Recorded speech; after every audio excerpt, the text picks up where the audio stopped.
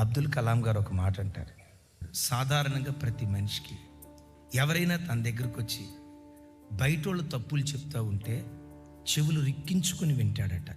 అదే వ్యక్తి ఈ వ్యక్తి దగ్గరకు వచ్చి అతని తప్పులు చెప్తే పుచ్చకాయ అంత ముఖం నిమ్మకాయ అయిపోద్దట. నేను చూస్తా సార్.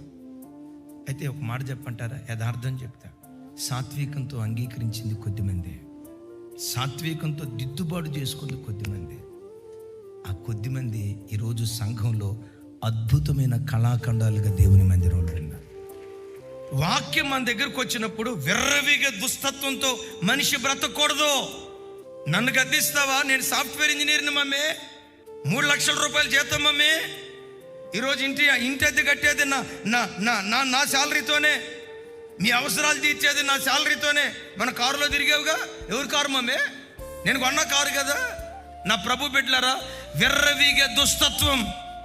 నేను పర్ఫెక్ట్, వాళ్ళేంటి నాకు చెప్పేది, వాళ్ళే చెడ్డోళ్ళు, వీళ్ళే చెడ్డోళ్ళు, నా అంత మంచిది లేదని ఆ విర్రవీగే దుస్తత్వం ఉందే నీ మార్పునకు ప్రధాన ఆటంకం. వాక్యం నీ దగ్గరకు వచ్చినప్పుడు సాత్వికంతో దైవజనుడా మాట్లాడు. అమ్మా, నేను ఎక్కడ సరి చేసుకోవాలో నాకు చెప్పండి అమ్మా. డాడీ, నేను ఎక్కడ నా బ్రతుకుతా దిద్దుకోవాలో నాకు చెప్పండి డాడీ.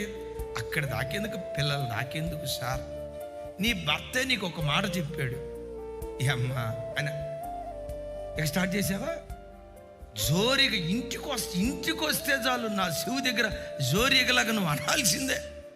చూడండి, ఒక భర్తని భార్య ఒక తప్పు చెప్తే ఎంతమంది భర్తలు అమ్మా చెప్పరా, చెప్తుంది, దిద్దుబాటు చేసుకుంటా. ఎందుకు? వాక్యం అనే శుద్ధితో నన్ను చెక్కు, యేసుక్రీస్తు రూపం నాలో ఏర్పడాలి.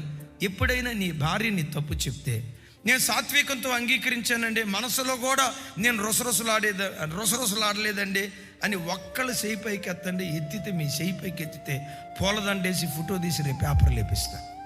ఎవడు కాడు నీతిమంతుడు సార్, ఎవడు కాడు భక్తిపరుడు సార్?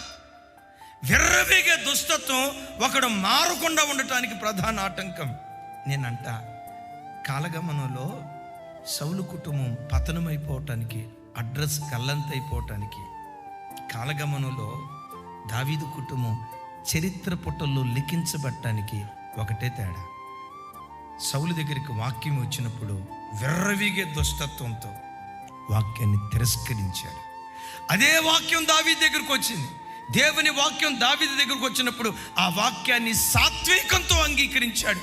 అందుకనే చివరికి దావీదును గురించి దేవుడిచ్చే స్టేట్మెంట్ ఏంటో తెలుసా? దావీదు నా హృదయానుసారుడు.